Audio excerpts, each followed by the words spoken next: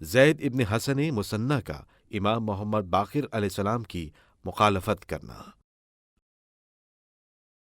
عمر ابن عبدالعزیز نے 100 یا 101 ہجری میں حاکم مدینہ کو لکھا کہ حضرت عمر، حضرت عثمان اور حضرت علی کے اوقاف کی فہرست مرتب کر کے بھیج دو۔ اس نے زید ابن حسن مثنیٰ کو، جو اس وقت عمر کے اعتبار سے تمام بنی ہاشم میں بزرگ تھے، بلایا اور حضرت علی علیہ السلام کے اوقاف کی فہرست طلب کی۔ وہ حضرت امام محمد باقر علیہ السلام کے مخالف تھے۔ انہوں نے طنزاً کہا، میرے پاس کیا ہے؟ حضرت علی کا جو کچھ مال تھا وہ ان کی شہادت کے بعد حضرت امام حسن کو ملا، ان کے بعد امام حسین کو، ان کے بعد علی ابن الحسین کو، اور اب وہ امام محمد باقر کے پاس ہے۔ یہ سن کر حاکم مدینہ نے ان کو تو رخصت کیا اور حضرت امام محمد باقر علیہ السلام کو بلا کر فہرست مانگی۔ آپ علیہ السلام نے اسی وقت پیش کر دی۔ زید ابن حسن مثنیٰ اور زید ابن علی ابن الحسین کا تنازعہ۔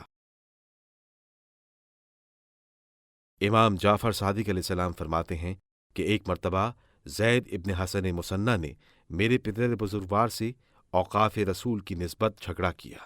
وہ کہتے تھے کہ امام حسن چونکہ اولاد اکبر ہیں، اس لیے ان کا بیٹا اوقاف کے متولی بننے کا زیادہ مستحق ہے۔ ایک روز زید ابن حسن مثنیٰ میرے چچا زید ابن علی ابن الحسین کو قاضی مدینہ کے پاس لے گیا اور غصے میں یہ کہہ بیٹھے، اے سندھی کنیز کے بیٹے! میرے چچا نے یہ سن کر کہا، تف ہے ایسی دشمنی پر اور افسوس ہے ایسی عداوت پر جس میں ماں کا نام لیا جائے۔ اب میں جب تک زندہ ہوں تم سے کبھی بات نہ کروں گا۔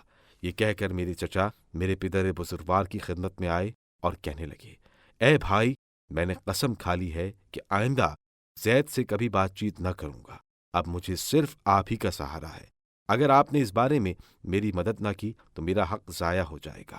جب زید کو یہ پتہ چلا کہ اب امام محمد باقر علیہ السلام بھی اس معاملے میں اپنا قدم رکھنے والے ہیں تو وہ بہت خوش ہوئے اور یہ ارادہ کیا کہ اگر وہ گواہی کے لیے میرے خلاف عدالت میں آئیں گے تو میں ان کو تمام لوگوں کی نگاہوں میں ذلیل کر دوں گا، اور جب ان کا اثر لوگوں کے دلوں سے برطرف ہو جائے گا تو پھر اپنا اثر قائم کروں گا۔ زید ابن حسن مثنیٰ اور امام محمد باقر علیہ السلام۔ زید ابن حسن مثنیٰ ایک روز امام محمد باقر علیہ السلام کی خدمت میں آئے اور کہنے لگے، ہمارے اور آپ کے درمیان جو نزاع ہے، چلیے اس کا فیصلہ قاضی سے کرا لیں۔ جو حق پر ثابت ہوگا وہی اوقاف کا متولی بن جائے گا۔ امام علیہ السلام نے فرمایا، خدا کے لیے اس ناحق دعوے سے باز آؤ اور خاصان خدا سے بے سبب جھگڑا نہ کرو۔ اگر تم کو میرے امام ہونے میں کچھ شک ہو تو میں تم کو کوئی معجزہ دکھلا دوں۔ امام علیہ السلام کے کلام کے جواب میں زید خاموش ہو رہے۔